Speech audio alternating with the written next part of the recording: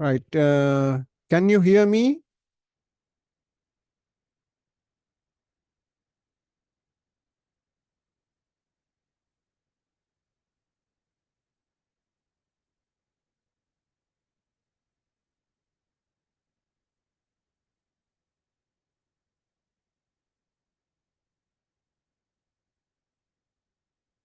Can you hear me? Demonstrators, please call me or send a message in the chat.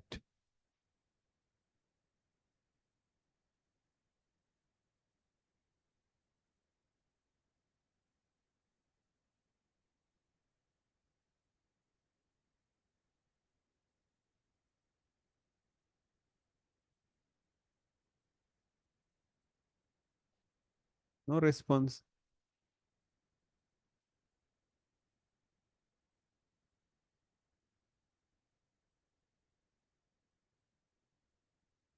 Can you hear me?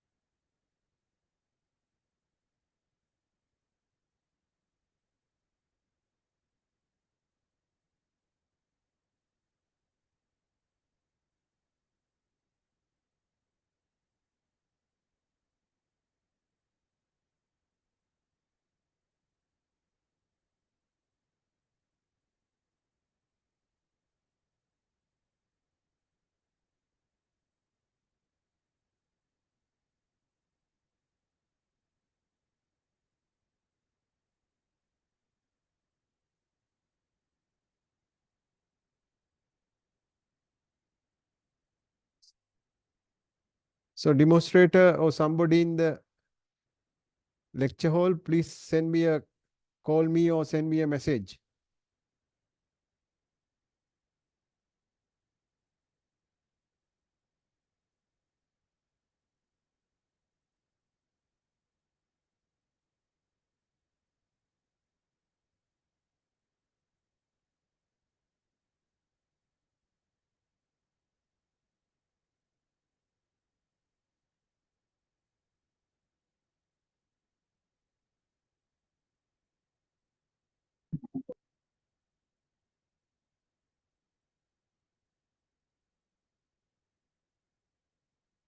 So no response. So I will stop here. So you can hear.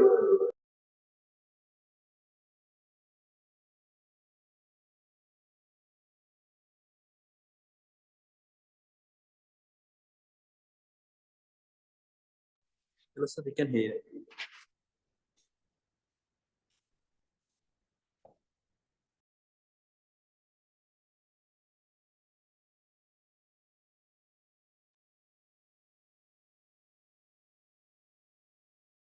Right. So I hope you can hear in the lecture halls.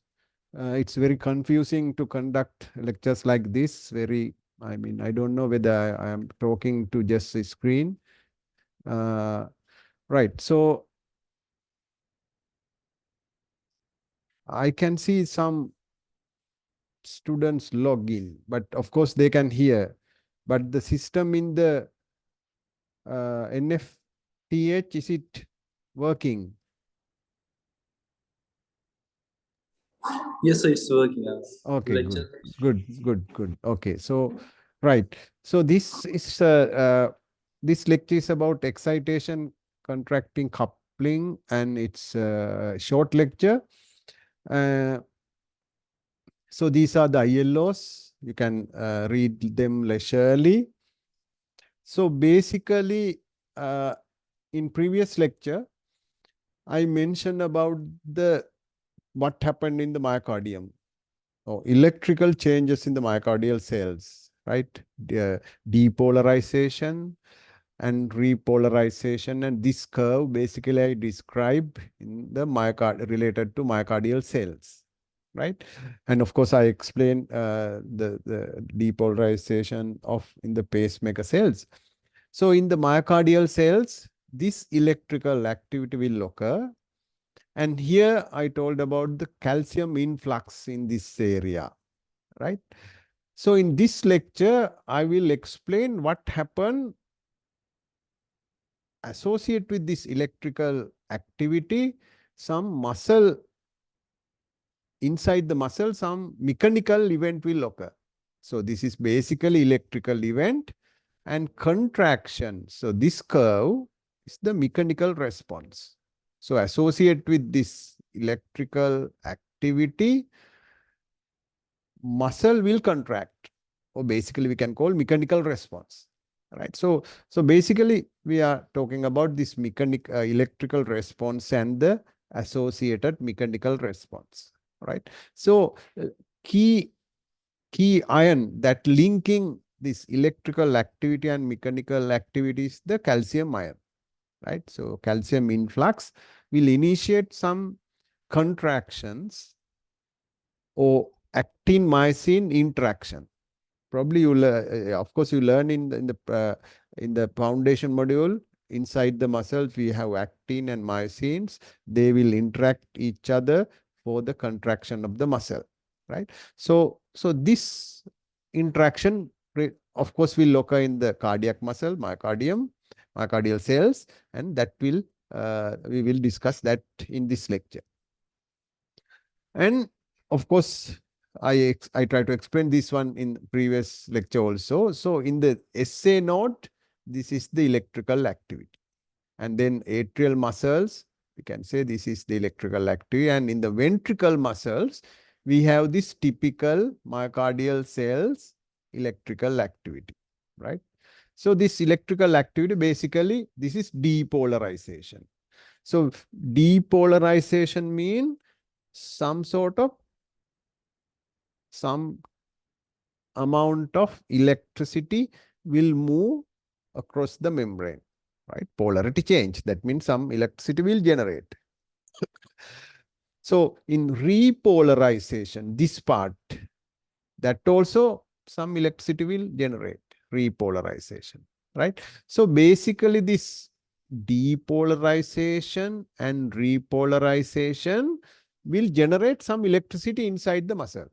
Of course, we are talking about the hundreds of thousands of myocardial cell. So it's even though we discuss this curve in one cell, but we have hundreds of cells. So as when we collect this all this electrical activity, we can record them and present it as a ECG, right? So in your ECG lecture, you need to relate this electrical activity, depolarization, repolarization to ECG wave, right? So basically these ECG waves are some sort of voltage change, alteration that will occur inside the muscle cell, right?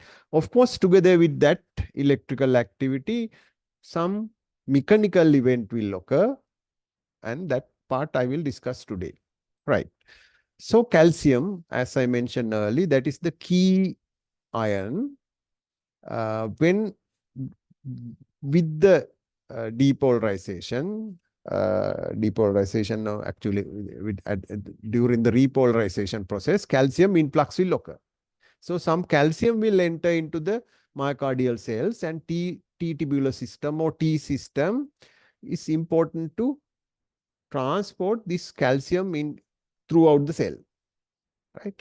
So in addition to that, especially in the skeletal muscle, calcium will release from the calcium storage. So inside the cells also there is a calcium storage. So calcium will come from outside to uh, calcium will come from outside to the cell. Same time, calcium will release uh, from the external internal storage. So somehow we get the considerable high amount of calcium, high level of calcium into the myocardial cells, and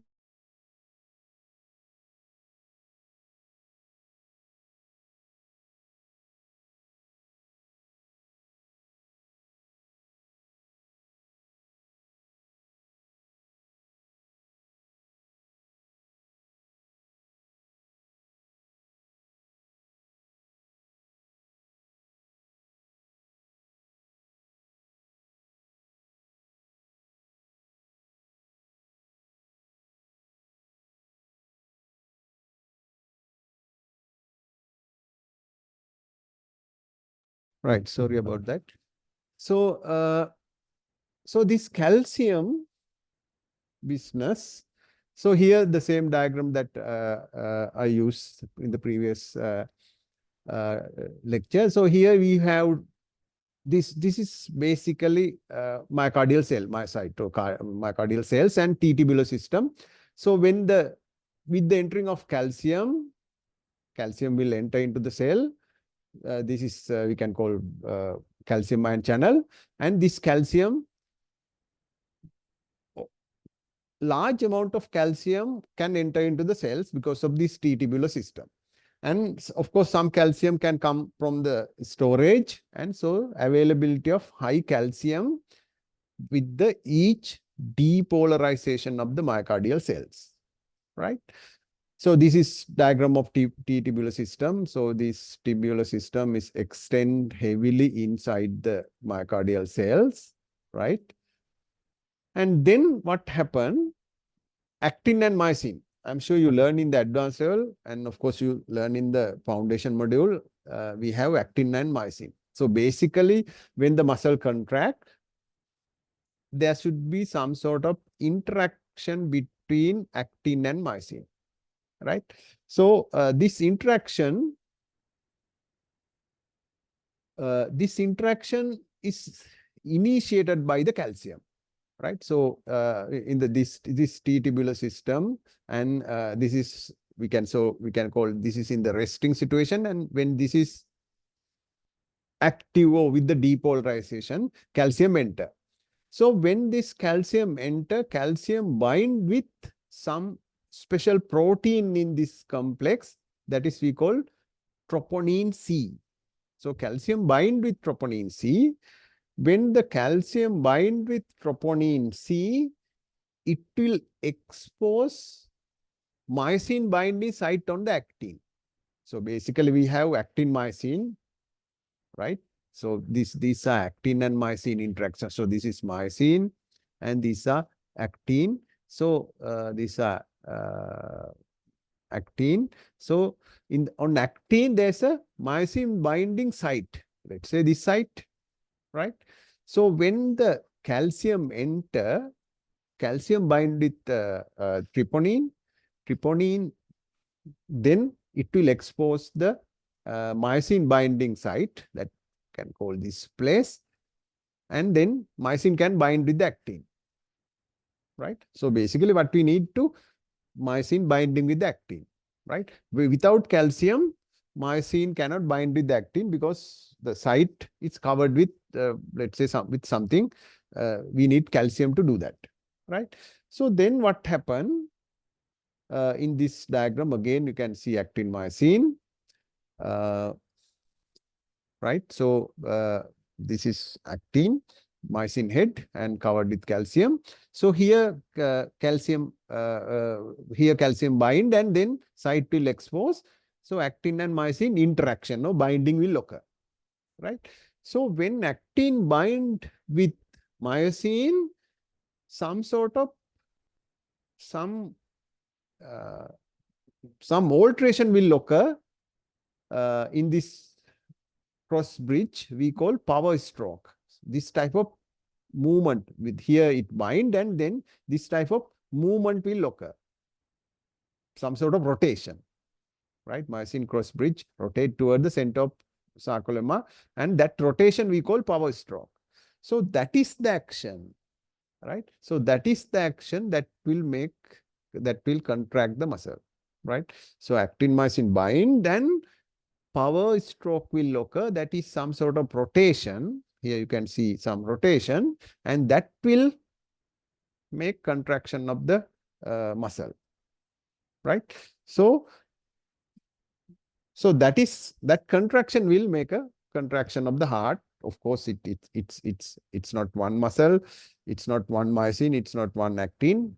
Hundreds and thousands of myosin and actin interaction, hundreds, thousands of myocardial cells. So this rotation will occur simultaneously, right? So heart muscle act as a one system, syncytium, we call it syncytium. Act as a one unit. So this when they act as a one unit, this contraction will be a huge force and that can pump the blood, right? Of course, then after it release and calcium will remove, and so this is the sort of contraction of the muscle actin myosin interaction, right? So it's exactly the same thing will occur in the skeletal muscles. In the skeletal muscles, slightly difference. There's some difference about the calcium and how calcium come and so on. Basically, that is what we need for the contraction of the muscle, right? So when we think about this electrical event and associated mechanical event, this refractory period is important. So I'm sure you learn about the refractory period when we talk about the action potential in the nerve in foundation module, as well as yes in the foundation module. So refractory period is the period where nerve cells or muscle cell or whatever the excited tissue is refractory for the next cycle. As example, here we have skeletal muscles, depolarization, repolarization, and of course here is a threshold. So if we apply external energy and try to make it to threshold during this absolute refractory period, we cannot generate another cycle of depolarization because now it's in the muscle cells is in the depolarized stage and we cannot depolarize it again. So this period we call absolute refractory period. And this period we call relatively refractory period, where if we apply more energy, because let's say now resting membrane potential is somewhere here. If we apply additional energy, it can take into the threshold and generate another action potential or another muscle contraction. So this is related to skeletal muscle. So this absolute refractory period is absolute. බෑම තමයි. Stimulate කරන්න බෑම තමයි. Absolute. But refractories, of course, if we put additional energy than this previous energy, probably we can stimulate and generate another action potential or another cycle of contraction or so on, right? So this is related to skeletal muscle. But for the cardiac muscles, what do you think? If we apply it to the cardiac muscles, what the So if we apply it to the cardiac muscles, because cardiac muscles, as we already know, this is skeletal muscle, action potential will be something like this. And then we have plateau phase, something like this, right? So what you can say about the absolute refractory period, because it's extend longer period, right? Compared to, this is skeletal muscle, compared to skeletal muscles, electrical property last for longer period in the cardiac muscles. So cardiac muscles, absolute refractory period is up to somewhere here. So whole this period is absolute refractory period, right? So until it come to somewhere here, we cannot stimulate again. So having plateau phase make long absolute refractory period. In other words, it cannot stimulate and start second cycle with a short interval. It need a long interval to generate next cycle because of this plateau phase and this long shape, right? So that is very important for the cardiac muscles. So I will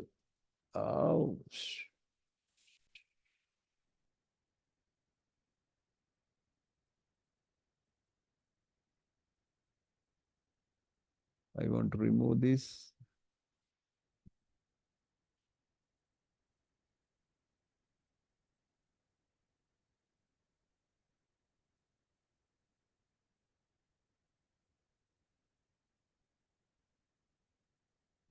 Erase. Right. So let's go to the next slide. So here, what happened in the cardiac skeletal muscle? So skeletal muscles, one cycle and next cycle. So associate with the per cycle, this is contraction or mechanical event. So when there's a repeated electrical event, repeated contraction, right? So when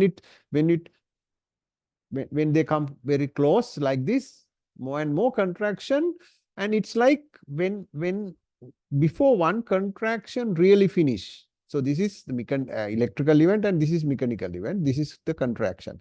Before first contraction really finish, second contraction come.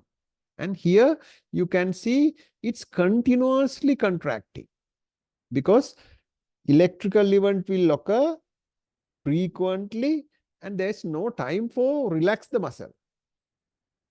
Continuously, calcium is pumping and actin myosin interaction will occur continuously. So it's like there's no relaxing time for muscles and continuously muscle is contracting. And that we call tetanus or tetanus and keep it continuous contracting skeletal muscle.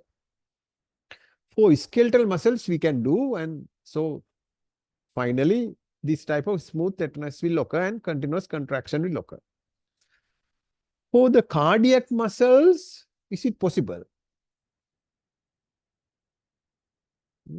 Just think a while.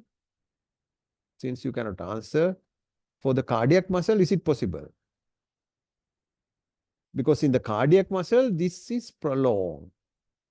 So, of course, mechanical event will occur, and next mechanical event occur with some distance, somewhere here, somewhere here. So, real contraction cannot bind each other. So one contraction should finish to get the next contraction because this type of frequent electrical event cannot occur, right? Like this, not possible because of the prolonged refractory period, prolonged absolute refractory period. This type of contraction will not occur. And so therefore, this type of continuous contraction not possible in the myocardium. And one contraction should finish and muscle should rest, and then next cycle will start. Right. So, so in the cardiac muscles like this, there's a prolonged refractory period. Absolute refractory period is prolonged, right? This is relative refractory period, right? And so in the skeletal muscle, this will occur like this, right? In the cardiac muscles will occur considerably after some time, right? So what is the advantage of that? If this happen the heart, what will be the result? If the heart muscles keep contracted for longer period like this, what will be the result?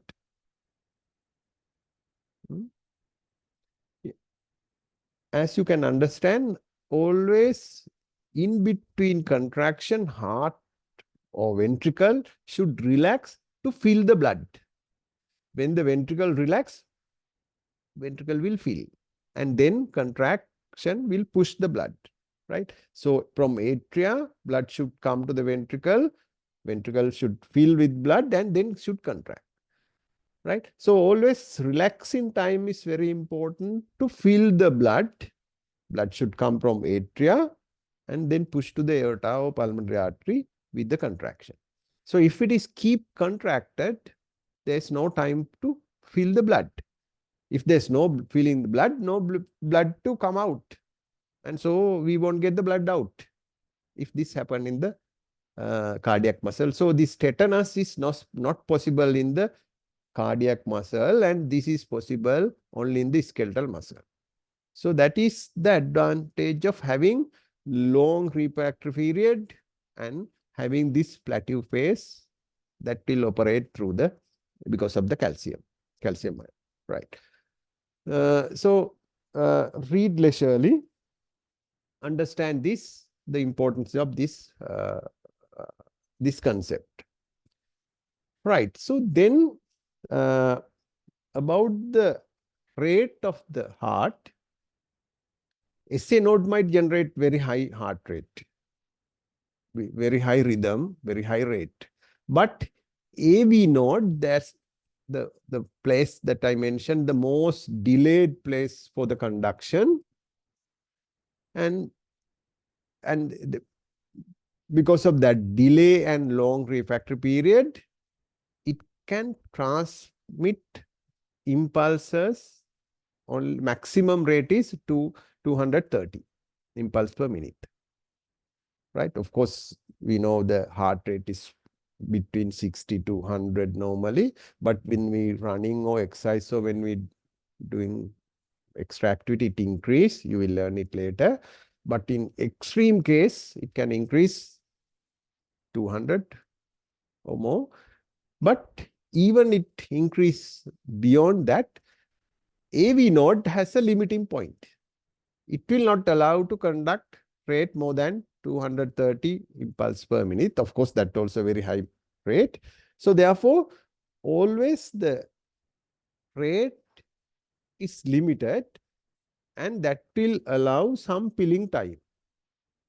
If the rate is very high, of course, you can understand the time for the filling the ventricle is limited. But maximum it can go only 230. That also very high rate, and so that is AV node is doing some control job, right? And as I mentioned early, cardiac muscle as a single unit. So in the histology, you will learn, we call syncytium, and the so if probably you learn later in the skeletal muscle,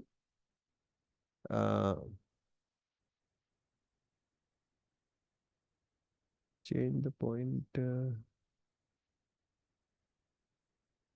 So in the skeletal muscle,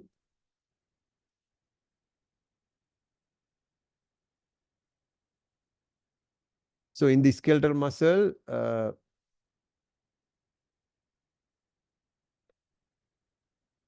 in the skeletal muscles, each skeletal muscles, so let's say we have muscle fibers, skeletal muscles. To contract the skeletal muscle, we should get the nerve supply separately. Each skeletal muscles fiber should get the nerve supply and secrete neurotransmitter and depolarization in the skeletal muscles and calcium influx, and then only contract. So each muscle should get the nerve supply separately.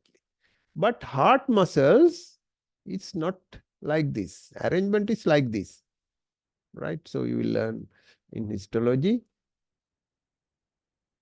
right? So for the heart muscle, electrical activity is spread quickly between the cells, right? And next cell, so on. So it will act as a one unit. This type of separation, this type of individual stimulation is not required for the heart muscles, right? There's something called gap junction. You learn about the gap junction. I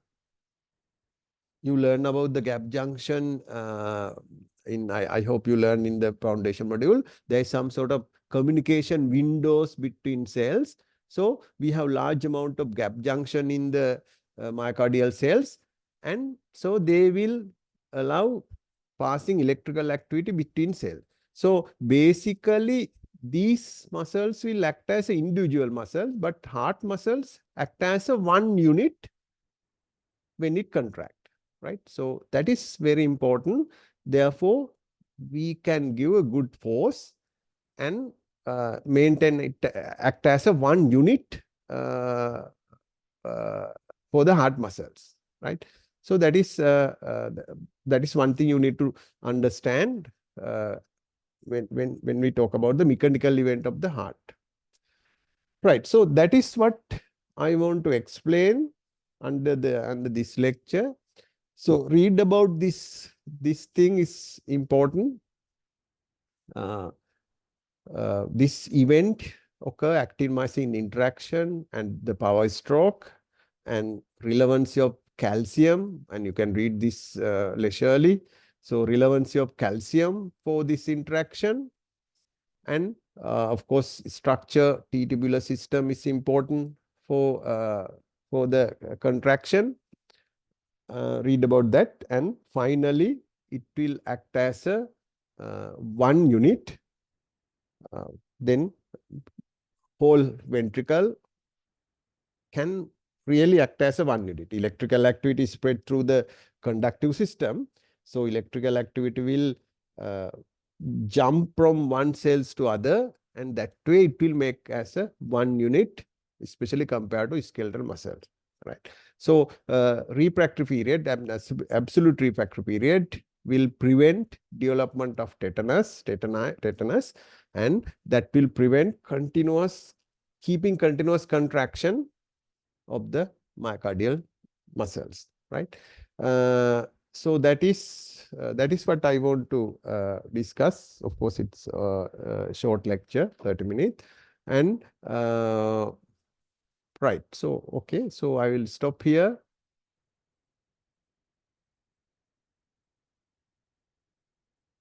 So no chance to ask questions. Hmm?